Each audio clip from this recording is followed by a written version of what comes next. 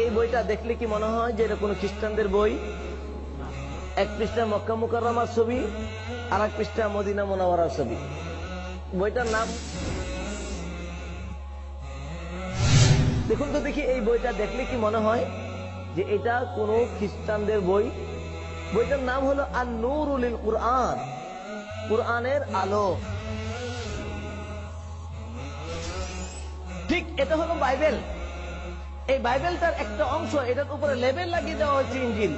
আসল প্রকৃত ইনজিল পৃথিবীতে কোথাও নেই। আল্লাহ পাক, আমরা যেমন ওয়াজ মাহফিল করি, পোস্টারিং হয়, তারাও পোস্টারিং করে। লেখা আছে প্রার্থনা সভা। কি লেখা? লেখা আছে উক্ত সভায় আন্তর্জাতিক একটা ছবি। এই লোকটার নাম হলো ফাদার এনজো করবা পিনে। 1958 সালে সে বাংলাদেশে এসেছে এবং এসে রুহিয়া ঠাকুরগাঁও দুর্গম এই ফাদার কাল্লো কালাঙ্গি পিনে, তাদের একই অবস্থা। ওই পিসাবের নাম হলো শাহ সমীর উদ্দিন চিশতি নিজামিয়া। এ হলো ঝিনাইদহ। ঝিনাইদহে গেলাম, ঝিনাইদহে গিয়ে দেখি এই পিসাব খ্রিস্টান। তারা এভাবে দাওয়াত দেয় ইমামদের জন্য কিতাবুল মুকাদ্দাসের প্রশিক্ষণ। ইমামদের জন্য কিতাবুল মুকাদ্দাসের প্রশিক্ষণ।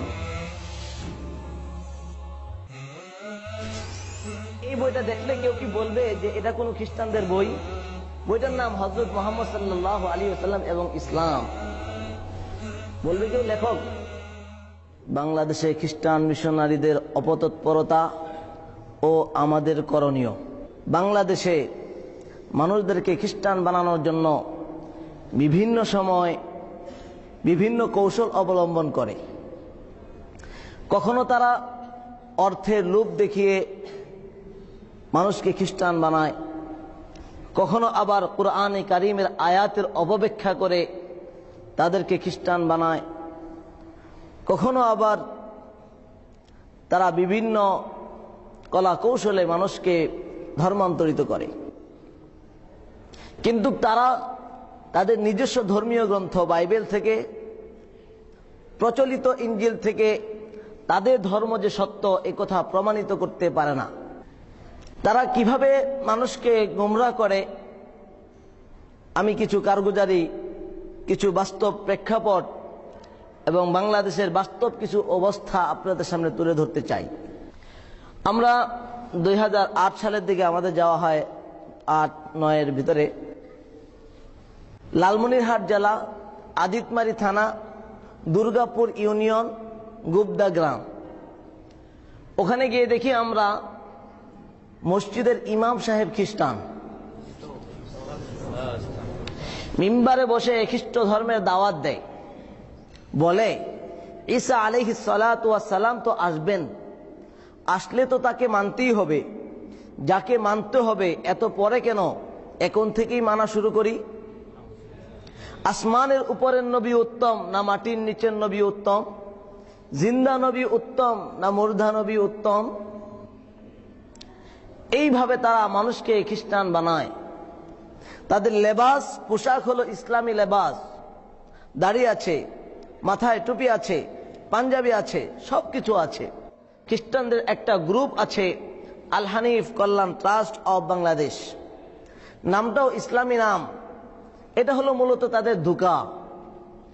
আমরা যদি ইসলামের দাওয়াত দেই, আদম আলাইহিস সালাতু ওয়াস সালাম থেকে নিয়ে মুহাম্মদ রাসূলুল্লাহ সাল্লাল্লাহু আলাইহি ওয়াসাল্লাম পর্যন্ত সকল নবীগণ মুসলমান ছিলেন আর সকলেই ইসলামের দাওয়াত দিয়েছেন, এবং মুসলমানরা এখন পর্যন্ত ইসলামের দাওয়াত দিচ্ছে। তো ইসলামের দাওয়াত দেওয়ার জন্য তাদের ধর্ম থেকে ধার করতে হয় না, তাদের ধর্ম নকল করতে হয় না। কিন্তু খ্রিস্টানরা মুসলমানদেরকে খ্রিস্টান বানাতে হলে মুসলমানদের ধর্মীয় গ্রন্থ কুরআন এবং মুসলমানদের পরিভাষা, মুসলমানদের কালচার তারা চুরি করে। যেমন আমি আপনাদের সামনে একটা পেশ করছি। ওই যে ইমাম সাহেব, তার নাম হলো জবান কারি। ওই সমস্ত এলাকায় কওমি মাদ্রাসা নেই। পুরো লালমনিরহাট জেলা মিলে দাওরা পর্যন্ত কোনো মাদ্রাসা নেই। একটা জেলার সর্বোচ্চ মাদ্রাসা হলো নাহবেবীর জামাত পর্যন্ত। আর ওই জেলার মধ্যে এই অবস্থা। তো তারা আল হানিফ কল্যাণ ট্রাস্ট অফ বাংলাদেশ নামে তারা মুসলমানদেরকে ধোঁকা দেয়। এই খ্রিস্টানরা তাদের ধোঁকাবাজির, তাদের প্রতারণার একটা নমুনা আমি আপনাদের সামনে পেশ করছি। এই বইটা দেখলে কি মনে হয় যে এটা কোনো খ্রিস্টানদের বই? এক পৃষ্ঠা মক্কা মুকাররমার ছবি, আর এক পৃষ্ঠা মদিনা মুনাওয়ারার ছবি। বইটার নাম হলো বাণী এবং বাণী বাহক, এবং লেখকের নাম সালিম মাজিদ ইলিয়াস, আর প্রকাশনা হলো আল হানিফ কল্যাণ ট্রাস্ট অফ বাংলাদেশ। এই বইটা তারা শুরু করেছে সূরা ফাতিহা দিয়ে, আর তারা শেষ করেছে খ্রিস্ট ধর্মের দাওয়াত দিয়ে, অর্থাৎ ইহদিনাস সিরাতাল মুস্তাকিম। সিরাতুল মুস্তাকিমটা কি এর দাওয়াত দিয়ে তারা প্রমাণ করতে চাচ্ছে যে সিরাতুল মুস্তাকিম হলো খ্রিস্ট ধর্ম। কিন্তু তারা প্রমাণ করতে গিয়ে ধোঁকাবাজি করছে এবং বিভ্রান্ত করছে মুসলমানদের। ওখানে শুধু ইমাম সাহেবই নয়, আমরা এক মসজিদের সভাপতি সাহেব পেলাম, উনি আর এক মসজিদের সভাপতি, উনিও হলেন খ্রিস্টান। তারা বলে আমরা ঈসাই মুসলমান। এই ইমাম সাহেবের ভাষ্য হলো যে ঈসা আলাইহিস সালাতু ওয়াস সালাম তো আসবেন, আসলে তো মানতেই হবে, যাকে মানতে হবে এত পরে কেন, এখন থেকে মানা শুরু করি। এইভাবে তারা মানুষকে খ্রিস্টান বানায়। সেই যিনি সভাপতি ছিলেন তার নাম হলো সেকান্দর আলী, উনিও ঈসাই মুসলমান নিজেকে দাবি করে, অর্থাৎ খ্রিস্টান। মুসলমানদেরকে প্রমাণ করার জন্য, তারা মুসলমান তো সহজে বুঝবে না, এই জন্য তারা নিজেদেরকে ঈসাই মুসলমান বলে দাবি করে। এই তো আর 2 সপ্তাহ আগে হঠাৎ করে একদিন ফোন এলো লালমনিরহাট থেকে। এক সাংবাদিক সাহেব ফোন করে বলতেছেন, আপনি কি এম জুবায়ের? আমি বললাম জি। আমার একটা বই আছে, আজকে যেমন বড়দিন, এই বড়দিন উপলক্ষে খ্রিস্টানরা ইস্তেমার ময়দানের মধ্যেও তারা বিভিন্ন খ্রিস্টীয় ধর্মের বই, পমফ্লেট, লিফলেট বিলি করে। তো এর মোকাবেলা আমরা একটা বই লিখেছিলাম, আল্লাহ পাক লেখার তৌফিক দান করেছিলেন। বইটির নাম হলো বড়দিনের উপহার, যিশু খ্রিস্টের অজানা জীবন। তো ওই বইয়ের মধ্যে আমার নাম লেখা আছে এম জুবায়ের আহমদ। তো উনি ওই বইটা পেয়েছেন, পেয়ে বলতেছেন, আপনি কি এম জুবায়ের? জি। বলে আপনাদের লালমনিরহাটে কি কার্যক্রম আছে? আছে। বলে আজকে উনি একজন সাংবাদিক, বলে দত্ত দিচ্ছেন যে আজকে সকাল 9টার সময় তপন বর্মনের বাড়িতে 32 জন নারী পুরুষ খ্রিস্টান হইতে আসছে, আর এক জায়গার মধ্যে 62 জন। দেখুন আপনারা কিছু করতে পারেন কিনা। তো আমরা প্রশাসনের সাথে যোগাযোগ করলাম। এরপরে সেখান আমাদের দায়ী যারা ছিল, আমাদের এক ভাই, ওনাকে দাওয়াত দিলাম। উনি গিয়ে ওখানে বাধা দিলেন। বাধা দেওয়াতে এক জায়গাতে বাঁচানো সম্ভব হলো, আর এক জায়গায় খ্রিস্টান হয়ে গেছে, তাদেরকে বাঁচানো সম্ভব হয়নি। তো এই হলো তাদের অবস্থা। আমরা গেলাম পঞ্চগড় জেলা। পঞ্চগড় জেলাতে ওখানে খ্রিস্টানরা বিভিন্ন নামে তারা কাজ করে। ওই সমস্ত এলাকায়, উত্তরবঙ্গে পঞ্চগড়, ঠাকুরগাঁও, ওই সমস্ত এলাকায় তাদের কৌশল হলো তারা ছোট্ট ছোট্ট বাচ্চাদেরকে স্কুলে পড়ায়। ব্যাপটিস্ট চার্চ এই নামে তাদের স্কুল, প্রত্যেক চার্চের মধ্যে স্কুল। আর এই স্কুলগুলিতে তারা ছোট্ট ছোট্ট বাচ্চাদেরকে নিয়ে তারা সেখানে কাপড় চোপড়, খাবার দাবার সবকিছু তারা দিয়ে থাকে। আমি নিজে এক চার্চে গেলাম, পঞ্চগড় জেলার সদর থানা চাপলার হাট। ওখানে আমরা গেলাম। যাওয়ার পরে যিনি জিম্মাদার, দায়িত্বশীল, ইনচার্জ, ওনাকে জিজ্ঞাসা করলাম, আপনারা বাচ্চাদেরকে কিসের নামে খাবার খাওয়ান? উনি বলতেছেন, এখানে তো সকল ধর্মের লোকজন থাকে, এই জন্য আমরা প্রভুর নামে খাবার খাওয়াই। ছোট্ট একটা বাচ্চা, তাকে জিজ্ঞাসা করলাম, তোমরা কার নামে খাবার খাও? বলে আমরা যিশুর নামে খাবার খাই। ওই সমস্ত এলাকায় ইউনিয়ন কি ইউনিয়ন, কোন সুবাহি মক্তব নেই, কি গ্রাম কোন মক্তব মাদ্রাসা নেই। এই হলো ওই সমস্ত এলাকার অবস্থা। আর ওই জায়গাগুলিতে 3টা শ্রেণী, তাদের 3টা দুর্বলতাকে পুঁজি বানিয়ে খ্রিস্টানরা মুসলমানদেরকে খ্রিস্টান বানাচ্ছে। একটা হলো দারিদ্রতা, আর একটা হলো সরলতা, আর একটি হলো অজ্ঞতা। দারিদ্রতা, সরলতা, অজ্ঞতা, এই 3টি জিনিসকে পুঁজি বানিয়ে খ্রিস্টান মিশনারি লোকজন তাদেরকে খ্রিস্টান বানাচ্ছে। ঠাকুরগাঁয়ে গেলাম। ঠাকুরগাঁও জেলা, রানী শঙ্কল থানা। ওখানে দেখা হলো মোহাম্মদ আনোয়ার। ওই আনোয়ার সাহেব উনি মুসলমান থেকে খ্রিস্টান হয়েছেন। ওনার 3টা মেয়ে, একটা মেয়ে প্রতিবন্ধী, আর বাকি 2টা মেয়েকে খ্রিস্টান বানিয়েছে। এখন সাভারে খ্রিস্ট ধর্মের জন্য তাদের 3 বছরের একটা কোর্স আছে, সেই কোর্সে এখন সে অংশগ্রহণ করেছে। তারই একজন শিষ্য জলিল, সেও মুসলমান থেকে খ্রিস্টান হয়েছে। আমি জিজ্ঞাসা করলাম আপনারা কিভাবে খ্রিস্টান হলেন? তো ওই খ্রিস্টানরা তারা মুসলমানদেরকে তাদের কোরআনে কারিমের অপব্যাখ্যা করে তারা সেখানে তাদেরকে খ্রিস্টান বানায়। দেখুন তো দেখি, এই বইটা দেখলে কি মনে হয় যে এটা কোনো খ্রিস্টানদের বই? বইটার নাম হলো আন-নূরুল কুরআন, কোরআনের আলো। এই বইটির প্রত্যেকটা পৃষ্ঠায় পৃষ্ঠায় আরবি আয়াত। এই আরবি আয়াত দিয়ে তারা মানুষকে খ্রিস্টান বানায়। তো সে এই ধরনের বিভিন্ন বই পড়েই সে খ্রিস্টান হয়েছে। আমরা দিনাজপুর এলাম, দিনাজপুর জেলা, পার্বতীপুর থানা, মুন্সিপাড়া গ্রাম। মসজিদের সামনের বাড়ির লোকজন পুরো ফ্যামিলি তারা খ্রিস্টান হয়েছে, পুরো ফ্যামিলি খ্রিস্টান হয়েছে। তাদের যিনি লিডিং দিচ্ছেন ওনার নাম হলো সাজু, সাখাওয়াত হোসেন সাজু। ওখানে একটা হসপিটাল আছে, ল্যাম্প হসপিটাল। ওই হসপিটালের মাধ্যমে সেবার নামে, সেবার আড়ালে তারা মুসলমানদেরকে বিভ্রান্ত করে তারা খ্রিস্ট ধর্মে দীক্ষিত করছে। সেখানে ওই সাজুর সাথে আমাদের জামাত গেল। তার একটা কৌশল হলো, যখন ঢাকার থেকে দাওয়াতে তাবলীগের নিসবতে জামাত যায়, তার কিছু প্রশ্ন আছে যে প্রশ্নগুলির মাধ্যমে তাকে বিভ্রান্ত করে। এখানে তার অনেকগুলি প্রশ্ন এইখানে। তো এই প্রশ্নগুলি তারা দাওয়াতে তাবলীগের সাথে থেকে করে, যখন উত্তর না দিতে পারে এগুলি আবার ভিডিও করে, রেকর্ড করে। সে যখন গ্রাম এলাকার মধ্যে যায়, বলে দেখছো ঢাকার থেকে হুজুররা এসেছেন, আমার সাথে পারেনি।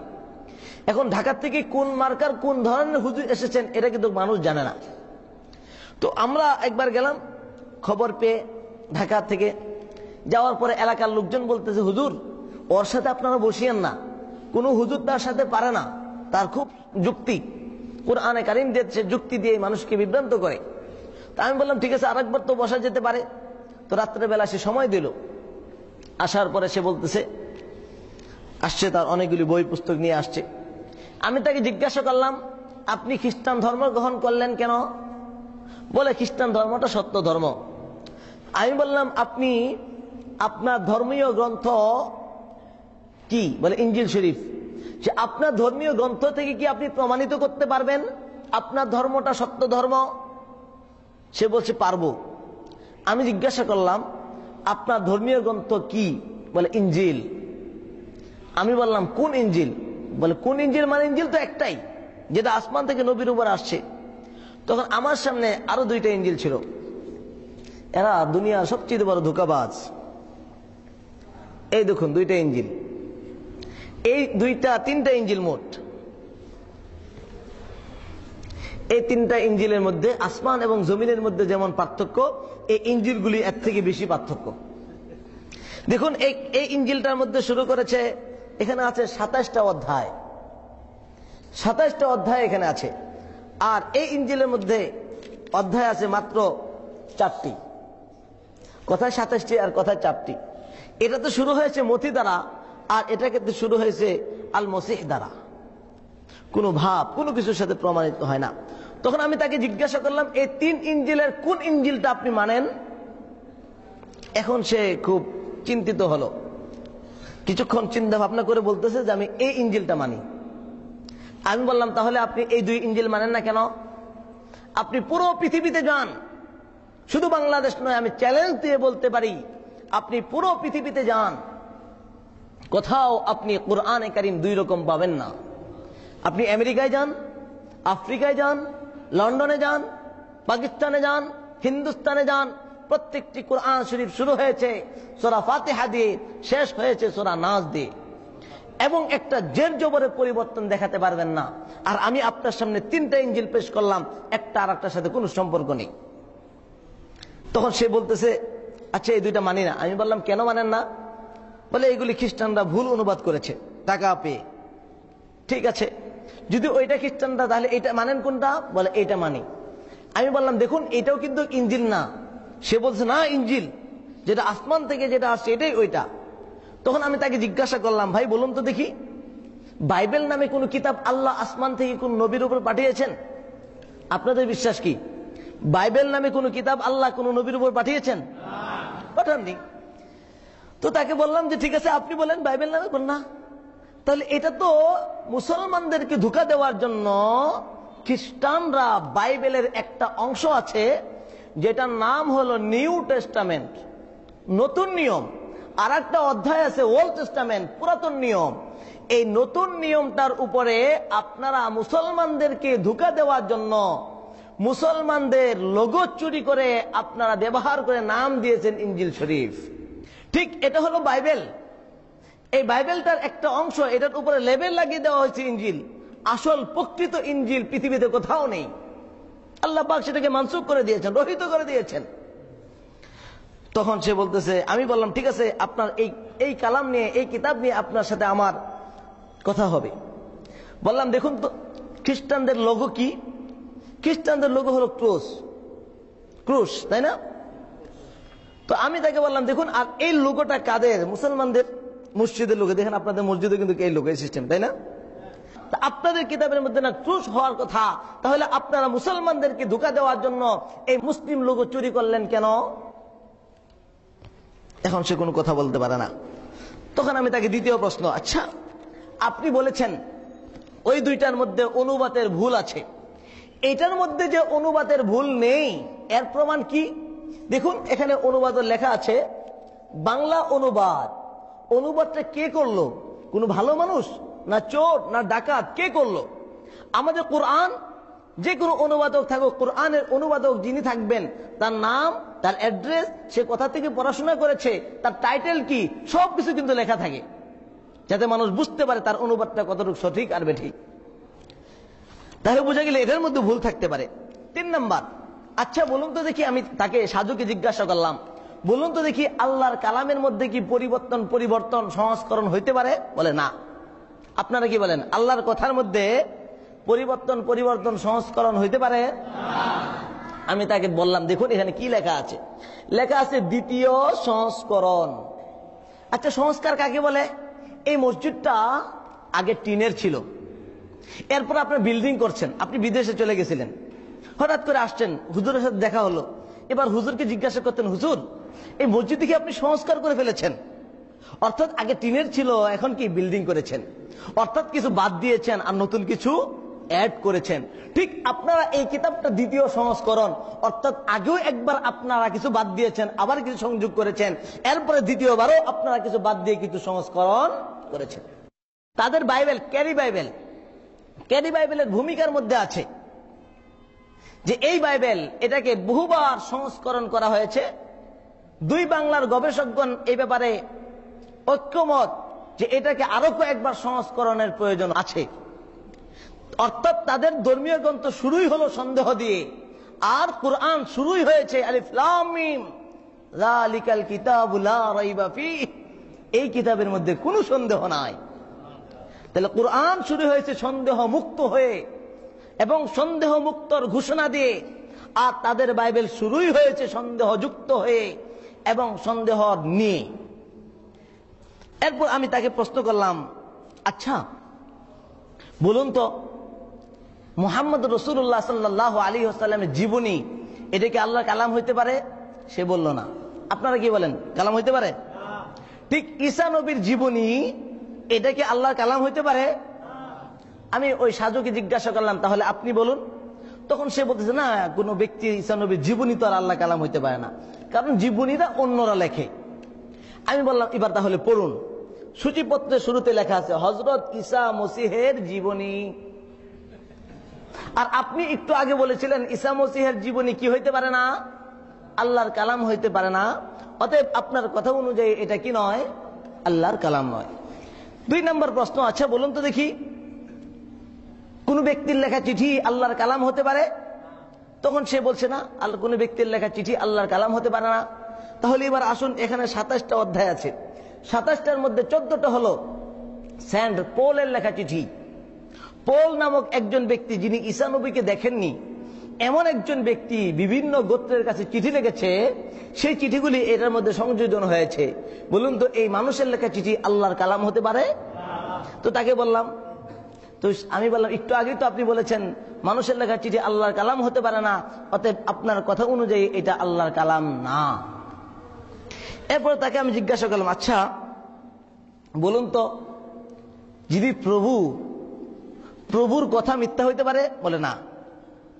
আচ্ছা প্রভু যেটা বলবে সেটাকে আপনি বিশ্বাস করেন? বলে হ্যাঁ করি। তা আমি বললাম, আপনি কি এই ইঞ্জিল মানেন? বলে হ্যাঁ মানি। এই ইঞ্জিল যদি আপনি মানেন তাহলে ইঞ্জিল অনুযায়ী আমি হলাম প্রভু। যেমন ভূমিকার মধ্যে লেখা আছে হযরত শব্দটির অর্থ প্রভু, হযরত শব্দটির অর্থ প্রভু। তো আমি বললাম, আমার নামের শুরুতে লেখা হয়, মানুষ লেখে হযরত মাওলানা মুফতি জুবায়ের আহমদ, তো প্রথমে লেখে হযরত। আপনার ইঞ্জিল অনুযায়ী আমি হলাম প্রথমে প্রভু, এরপরে অন্য কিছু। আর আমি প্রভু হয়ে আপনাকে বলতেছি আপনার এই ধর্ম, এই গ্রন্থটাও মিথ্যা, আর আপনি যে ধর্মটা মানেন এটাও মিথ্যা। এখন সে বলে এটা কি হইতে পারে? আর যদি ওইটা না হইতে পারে তাহলে এটাও সত্য হইতে পারে না? যদি ওইটাও যদি অসম্ভব হয় তাহলে এটাও আল্লাহর কালাম হওয়া অসম্ভব। এরপর তাকে বললাম যে ভাই আপনারা দেখুন, এই কিতাবটা মুসলমানদেরকে ধোঁকা দেওয়ার জন্য মুসলমানদের পরিভাষা চুরি করেছেন, আবার চুরি করতেও ভুল করেছেন। মানে কিভাবে? দেখুন লেখা আছে প্রথম সিপারা মথি, আর বাইবেলের মধ্যে শুধু মথি।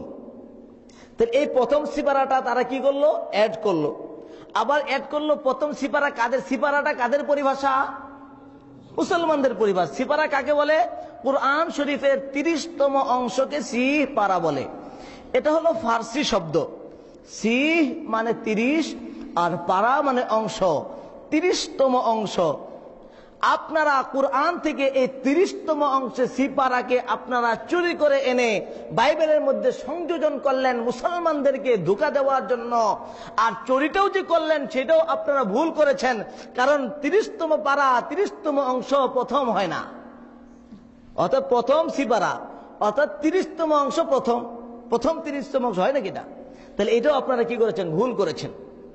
3 নাম্বার, আল্লাহর কালামের লেখক হয় না। আল্লাহর কথা কুরআন আল্লাহ রাব্বুল আলামিন জিবরাইল আমিন আলাইহিস সালাতু ওয়াস সালামের মাধ্যমে উনি পাঠিয়েছেন। রাসূলুল্লাহ সাল্লাল্লাহু আলাইহি ওয়াসাল্লাম মুখস্থ করেছেন, সাহাবায়ে কেরাম রিদওয়ানুল্লাহি আলাইহিম আজমাইন তারাও মুখস্থ করেছেন। এখন পর্যন্ত ছোট্ট ছোট্ট বাচ্চারা কোরআন মুখস্থ বলতে পারে। এরপরে বললাম দেখুন এটার কালাম লেখক হইতে পারে না। লেখা আছে লেখক হযরত মথি। মথি নামক একজন ব্যক্তি এই গ্রন্থরা ঈসা নবীর এই জীবনীর অংশ লিখেছে। আবার লিখিবার সময় কখন এখানে আপনারা ভুল করেছেন, যেমন লিখিবার সময় 50 থেকে 55 কিংবা 66 থেকে 68, অর্থাৎ কবে লেখা হয়েছে তার নিয়ে আপনাদের সন্দেহ। 50 থেকে 55 কিংবা 66 থেকে 68। যাক, এইভাবে তার সাথে লম্বা কথা বলার পরে তাকে বললাম দেখুন আপনার এই কিতাব এই ধর্ম সঠিক নয়, তাহলে আপনি ফিরে আসুন। তাকে দাওয়াত দিলাম। তখন সে বলল ঠিক আছে, আমি তো বুঝতে পারি নাই, আমি অনেক হুজুরদের কাছে গিয়েছি, আমার বিভিন্ন প্রশ্ন ছিল, তার উত্তর তারা দিতে পারেনি, এই জন্য আমি এই ধর্ম গ্রহণ করেছি। ঠিক আছে, আমি আরো পড়াশোনা করি। এরপরে কিছুদিন আগেও আমরা আবার পরবর্তীতে আরেকবার যাওয়া হলো। সেখানে যখন গেলাম ওখানেও তার শিষ্য, এই সাজুর শিষ্য হলো আলতাফ। এই আলতাফ মিয়া বর্তমান দিনাজপুর জেলার পার্বতীপুর থানার এই খ্রিস্টান মিশনারির দায়িত্বশীল। সেও মুসলমান থেকে খ্রিস্টান হয়েছে। ওখানে একটা দাওয়াতে তাবলীগের নিসবতে কাকরাইল থেকে একটা জামাত গিয়েছে। ওখানে সে এই ধরনের বিভিন্ন চ্যালেঞ্জ সে বলে, তারা সব জায়গায় এই কথাগুলি বলে যে তাওরাত ইনজিল কায়েম করতে হবে। কেন? আল্লাহ বলেছেন কুল ইয়া আহলাল কিতাব লাস্তুম আলা শাইইন হাত্তা তুকিমুত তাওরাত ওয়াল ইনজিল, যতক্ষণ পর্যন্ত তাওরাত ইনজিল প্রতিষ্ঠিত না করবে ততক্ষণ পর্যন্ত তোমার কোনো ভিত্তি নেই।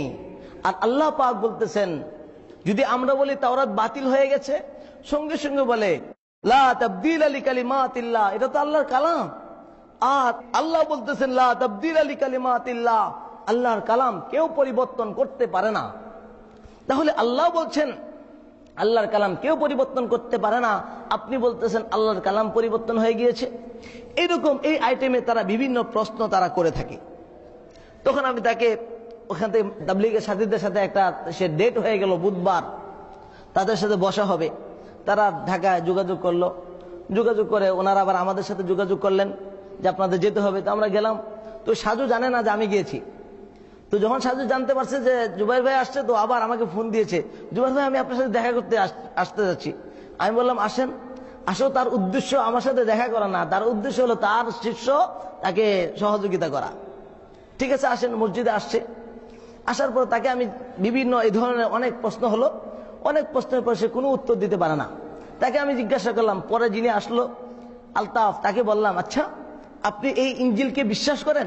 বলে হ্যাঁ বিশ্বাস করি। বললাম যদি আপনি এই ইঞ্জিলকে বিশ্বাস করেন তাহলে তো আপনি বাংলাদেশে থাকতে পারবেন না, কারণ এই ইঞ্জিল আপনাকে বাংলাদেশে থাকার অধিকার দেয় না। কারণ এই ইঞ্জিলের মথির 15:24 এখানে আছে, যিশু বলেন আমাকে কেবল বনি ইসরাইলদের হারানো ভেড়াদের কাছেই পাঠানো হয়েছে। আমাকে কেবল বনি ইসরাইলদের হারানো ভেড়াদের কাছেই পাঠানো হয়েছে। আর মথির 10:5 ওখানে যিশু বলেন, তিনি তার হাওয়ারিনদেরকে বলেন তোমরা ইহুদিদের কাছে বা সমরীদের কোনো গ্রামে যেও না, বরং ইসরাইল জাতির হারানো ভেড়াদের কাছে যেও। কাদের কাছে যেতে বলা হয়েছে? আর কোরআন অর্থাৎ ঈসা আলাইহিস সালাতু ওয়াস সালাম শুধু বাইবেল অনুযায়ী শুধুমাত্র বনি ইসরায়েলের নবী। আর কোরআনও এই কথা বলে, ওয়া ইয ক্বালা ঈসা ইবনু মারইয়াম ইয়া বনি ইসরাঈল ইন্নী রাসূলুল্লাহি ইলাইকুম, হে বনি ইসরাইল আমি শুধু তোমাদের নবী। তাহলে কোরআন এবং বাইবেল দ্বারা প্রমাণিত হলো ঈসা আলাইহিস সালাতু ওয়াস সালাম শুধু বনি ইসরায়েলের নবী। আর আপনি যদি এই ধর্ম মানতে চান তাহলে আপনি বাংলাদেশে থাকতে পারবেন না, আপনাকে চলে যেতে হবে ফিলিস্তিনে, আপনাকে চলে যেতে হবে ইসরায়েলে, কারণ বাংলাদেশে বনি ইসরায়েলের কেউ নেই। যাক, এভাবে তার সাথে লম্বা কথা, সেও হেরে গেল, আর পারল না। তখন সাজুর মাধ্যমে আমি বললাম, সাজুর আবার বস হলো ডক্টর শিবে। ডক্টর শিবে সে হলো, তার বাড়ি হলো নরওয়েতে। নরওয়ে থেকে সেই দুর্গম গ্রাম, সেই গ্রামের মধ্যে সে খ্রিস্ট ধর্ম প্রচার করে তার স্বামী স্ত্রী সহ। আমি বললাম তার সাথে একটু দেখা করা যাবে? বললো হ্যাঁ দেখা করা যাবে। আমি বললাম চলুন তাহলে। ওনার কাছে নাম্বার নিয়ে তার কাছে গেলাম। সে খুব সুন্দর করে এসেছে, একটা গেঞ্জি এবং লুঙ্গি পরে আমাদের সাথে সাক্ষাৎ করলো। এসেই বলতেছে আমি বাঙালি পছন্দ করি, আমি বাঙালিকে ভালোবাসি, এই জন্য বাঙালি পোশাক পরেছি। বিদেশি বাংলা শিখেছে। আমি বললাম মাশাআল্লাহ খুব ভালো। আমি বললাম আপনি এখানে কি করেন? আমি মানুষের সেবা করি এবং সুসমাচার প্রচার করি। তা আপনি সেবা করেন, ঠিক আছে ভালো কথা, তাহলে সুসমাচার প্রচার করেন কেন? বলে মানুষকে আমি মুক্তির দিকে আহ্বান করি। আমি বললাম আপনি কোন কিতাব থেকে, কোন ধর্মীয় গ্রন্থ থেকে, কোন ধর্মের দিকে আপনি আহ্বান করেন? বলে আমি খ্রিস্ট ধর্মের দিকে। আমি জিজ্ঞাসা করলাম আপনাদের ধর্মীয় গ্রন্থটা কি? বলে বাইবেল। তাকে জিজ্ঞাসা করলাম আচ্ছা বলুন তো দেখি বাইবেলটা সম্পর্কে আপনার ধারণা কি? বাইবেল কি আল্লাহর কালাম? বলে হ্যাঁ বাইবেল আল্লাহর কালাম। আমি তাকে বললাম যদি বাইবেল আল্লাহর কালাম হয় তাহলে আল্লাহর কালামে তো কোনো ভুল থাকতে পারে না। আপনাদের কি মনে হয় আল্লাহর কথায় ভুল থাকতে পারে?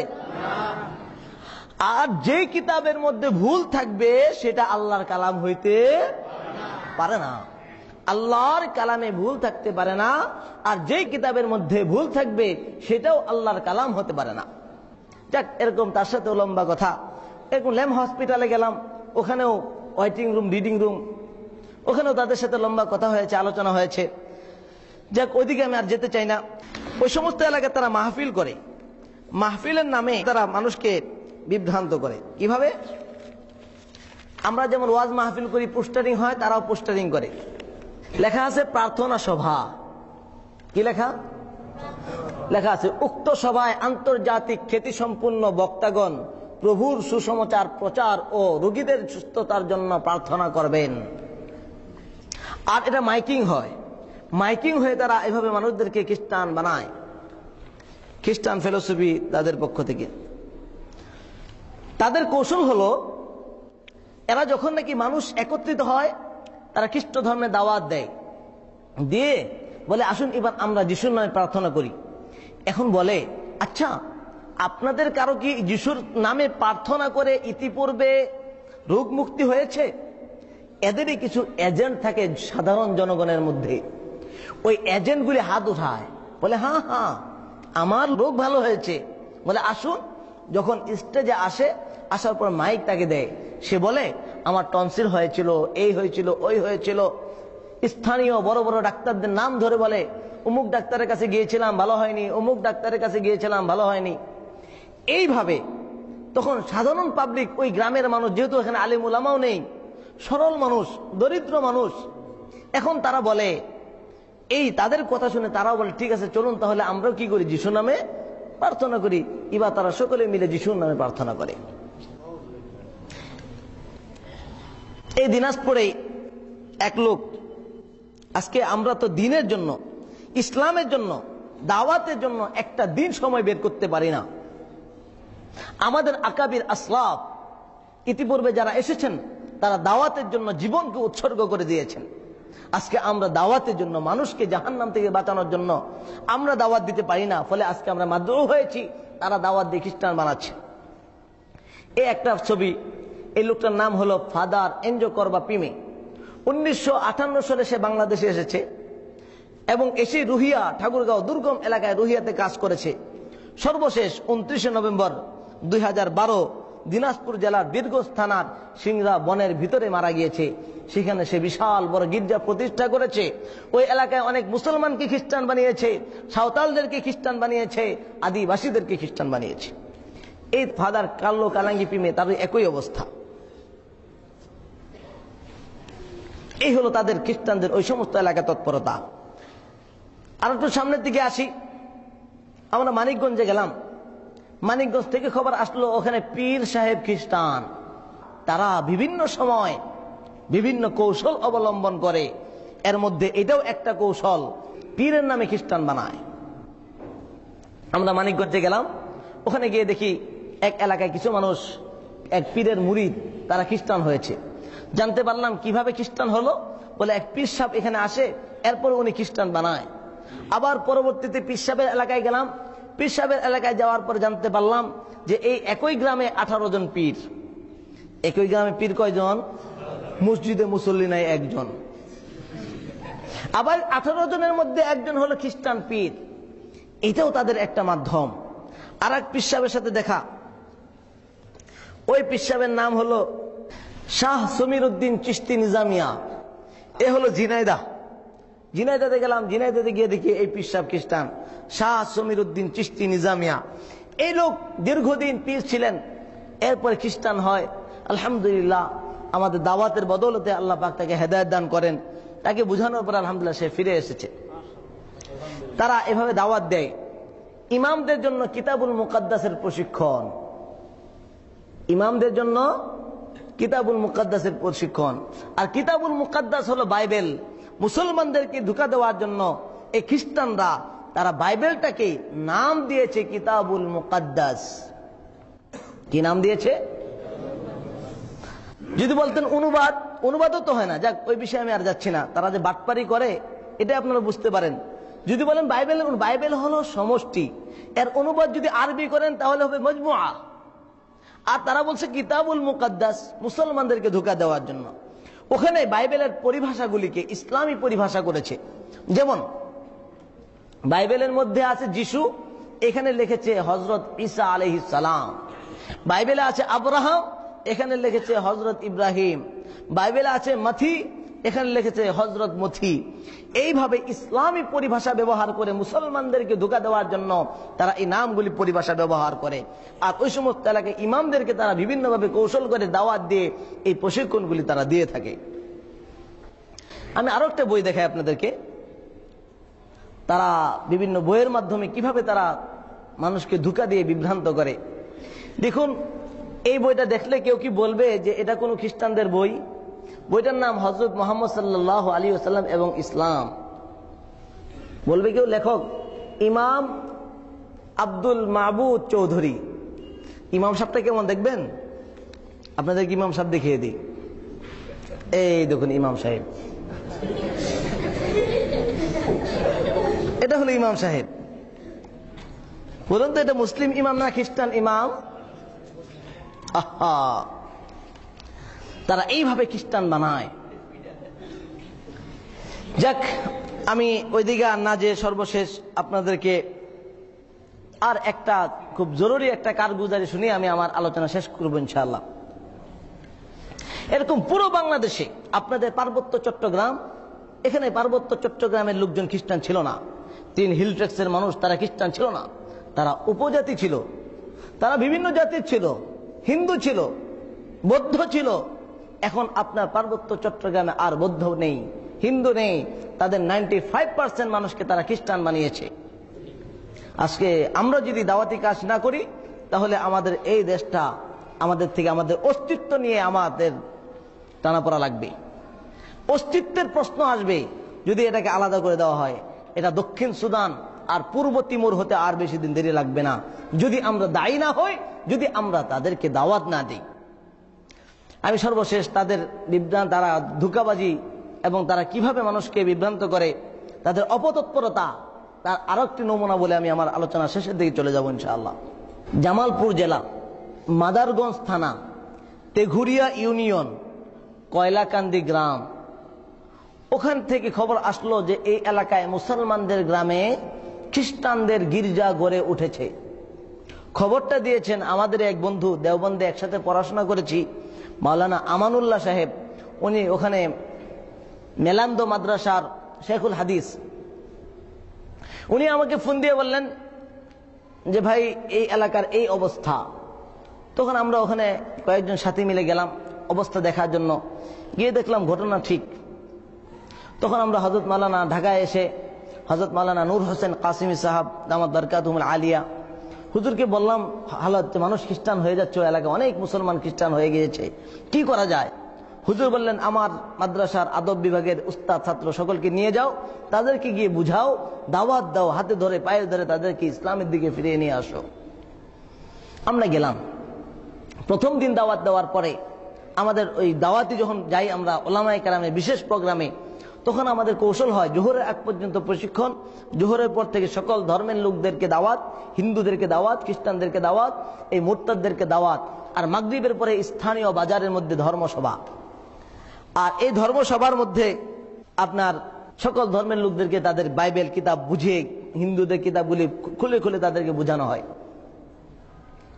এখন প্রথম দিন আলহামদুলিল্লাহ তাদেরকে বোঝানোর পরে 5 জন যারা মুসলমান থেকে খ্রিস্টান হয়ে গিয়েছিল, এমন 5 জন তারা তওবা করেছে এবং কালেমা পড়ে মুসলমান হয়েছে।